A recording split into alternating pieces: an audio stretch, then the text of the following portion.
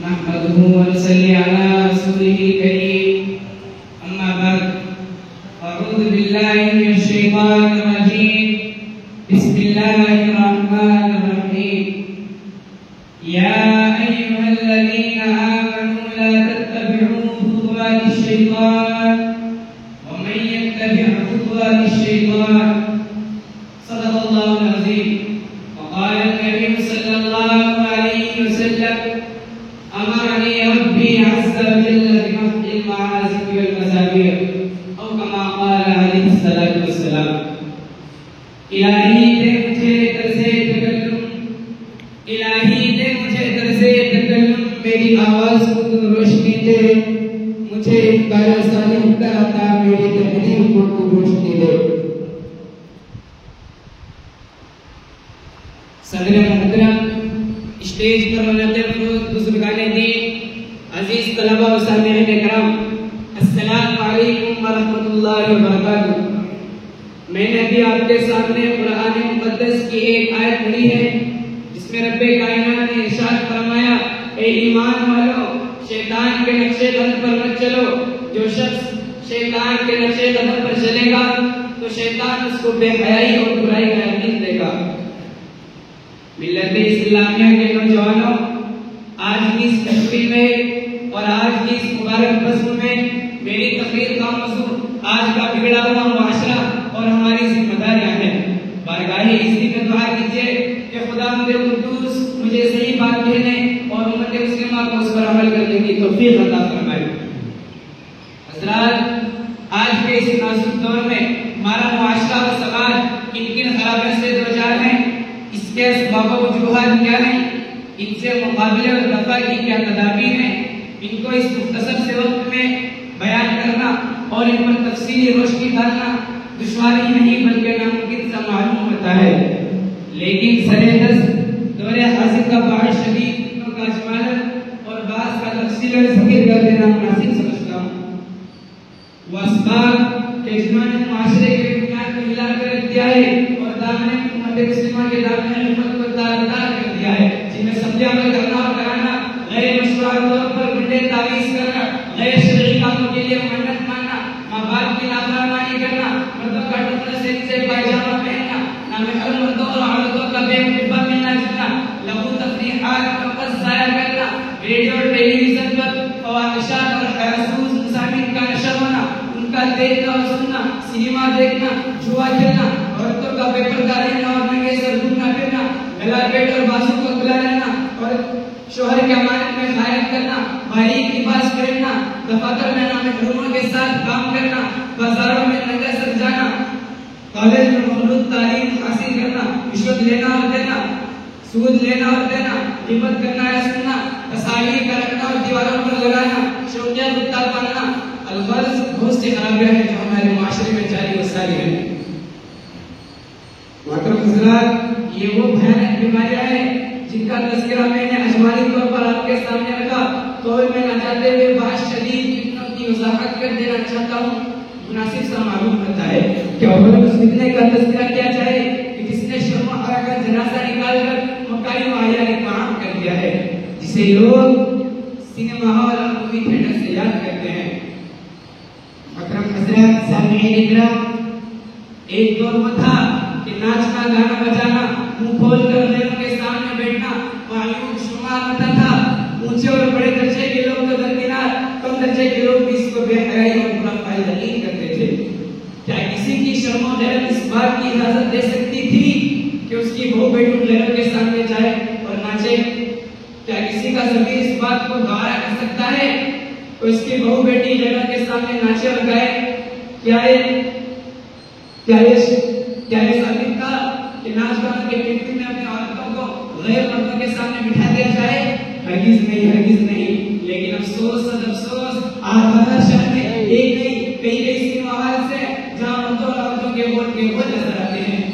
شریف سادہ مدعیوں کے فرائض انجام دیتی ہے گندے اور فحش قسم کی اداکاری میں غیر اجنبی مردوں کے سامنے نہایت بے باکی سے حصہ لیتی ہے شرم و حیا کا خود ہوتی ہے ہائے افسوس صد افسوس ہماری عقل کہاں چلی گئی مالدار اور غریب سروس بیماری میں مبتلا ہے، سینما دیکھنا ضروریات زندگی میں شامل ہو گیا ہے۔ کیا یہی انسانیت ہے کہ اپنی بہو بیٹیوں کے ساتھ تماشا دیکھا جائے؟ جبکہ آقا جہاں صلی اللہ علیہ وسلم نے ارشاد فرمایا کہ میں ناچ گانے بجانے کو مٹانے کے لیے آیا ہوں، اور ہم ہیں کہ آپ صلی اللہ علیہ وسلم کے امتی ہیں اور بڑے زور و شور سے مسلمان ہونے کا دعویٰ کرتے ہیں اور خود ہی فلمیں بناتے اور دیکھتے رہتے ہیں۔ سینکڑوں اور ہزاروں لوگوں کے چھتوں پر جب نظر پڑتی ہے تو لعنت کے اینٹینا دکھائی دیتی ہے کہ جس کے ذریعے سے ٹی وی پر پروگرام فلم آتی ہے،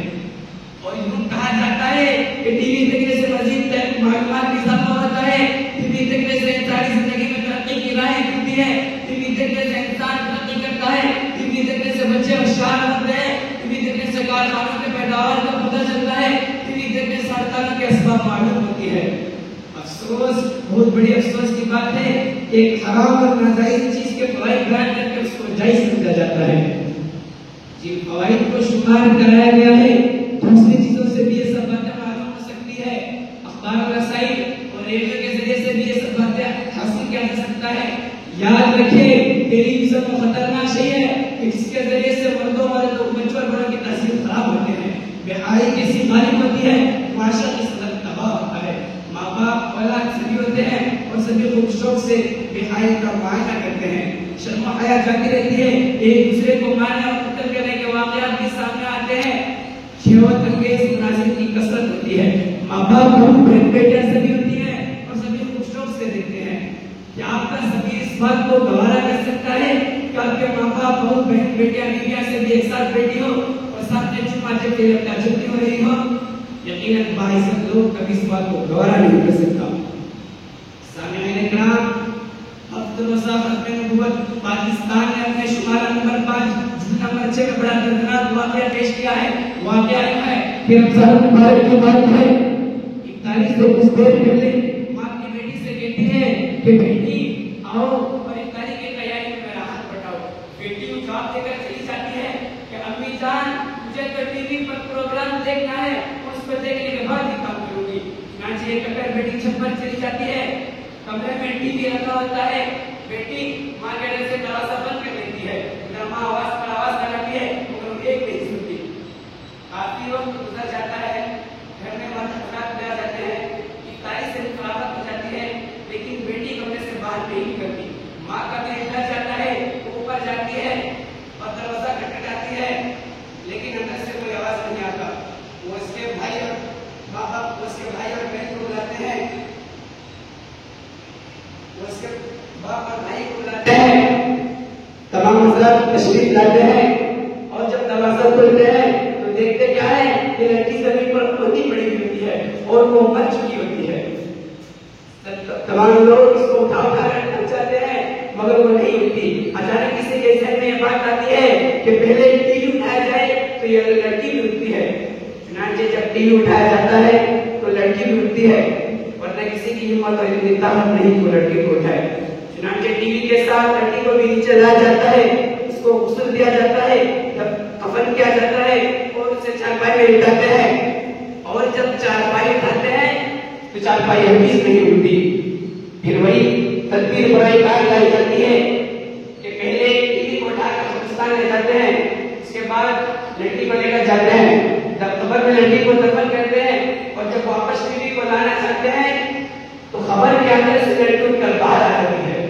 جب دوسری بار دوبارہ دفن کرتے ہیں، پھر جب ٹی وی کو واپس لانا چاہتے ہیں تو پھر یہی معاملہ ہوتا ہے کہ لڑکی ٹی وی کے پیچھے پیچھے خبر پھاڑتی ہوئی باہر نکل آتی ہے۔ سب کا دل ڈر جاتا ہے، حیرانی اور پریشانی کا عالم ہے۔ آخر کار ٹی وی کے ساتھ لڑکی کو دفن کر دیا جاتا ہے۔ نوجوان دوستوں، جن پر ہاتھ لے کر یہ فیصلہ کریں کہ اس لڑکی کا انجام کیا ہوا ہوگا۔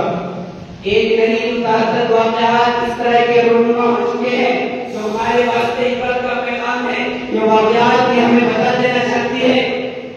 کہ ٹی وی پر عاشق و اہل حدیث ہے، ٹی وی انسانیت کی دشمن ہے، ٹی وی تباہی و بربادی ہے، ٹی وی سے زناکاری و بدکاری عام ہوتی ہے، ٹی وی سے حیائی و مکاری پھیلتی ہے، ٹی وی سے باہر جرائم کا بازار گرم ہوتا ہے، ٹی وی سے معصیت و نافرمانی کے بات کرتے ہیں، ٹی وی سے شرم و حیا کا جنازہ نکلتا ہے، ٹی وی سے بچے ناراض ہوتے ہیں اور بدتمیز بنتے ہیں، ٹی وی سے دنیا و آخرت برباد ہوتی ہے اور ٹی وی سے خدا و اس کا رسول ناراض ہوتا ہے۔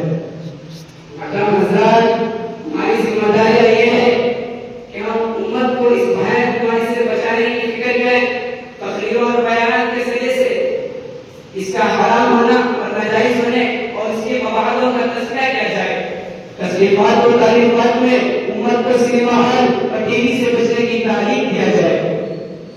حضور پاک صلی اللہ علیہ وسلم کی سیرت اور زندگی کے سامنے رکھے جو کہ قیامت تک آنے والے انسانوں کے لیے سر کا ہدایت و رحمت ہے. اپنا گھر متعلقین اور رشتہ داروں میں اس وباء عظیم کو جلم نہ رہنے دے. اخبار و رسائل کو شائع کر کے امت کو اصلاح معاشرہ کا درس دیا جائے. برباد گلستان کرنے کو ایک ہی الو کافی تھا. برباد گلستان کرنے کو ایک ہی الو کافی تھا. شام الو بیٹا ہے انجام گلستان کیا ہوگا. میں ایک شعر کے ساتھ اپنی تقریر کو ختم کرنا چاہتا ہوں کہ ہمارے نوجوانوں کا جتنی طاقت ہے تو وہ یہ سب چیزیں کر سکتے ہیں. یہ سنگ گرا جو آئین ہے رستے سے ہٹا کر دم لیں گے.